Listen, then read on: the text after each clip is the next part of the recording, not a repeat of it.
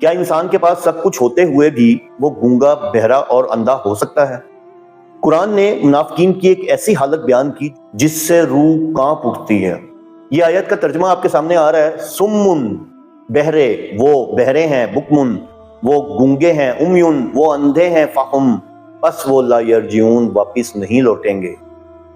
यानी वो हक सुनने से बहरे, हक बोलने से गूंगे और हक देखने से अंधे हो चुके हैं। अब वो हिदायत की तरफ वापस नहीं पलटेंगे। ये वो लोग हैं जिन्होंने हक को बार बार झुटलाया, यहां तक कि इनके दिलों पर मोहर लग गई। जब इंसान अल्लाह की दी हुई सलाहियतों का गलत इस्तेमाल करता है तो अल्लाह इनसे हक को पहचानने की ताकत छीन लेते हैं। क्या हम भी अपने गुनाहों की वजह से हक से दूर तो नहीं हो रहे? अल्लाह अज़्ज़ व जल हमें हक सुनने, बोलने और देखने वाला बनाए। कमेंट में आमीन लिखें और इस वार्निंग को दूसरों तक पहुंचाएं।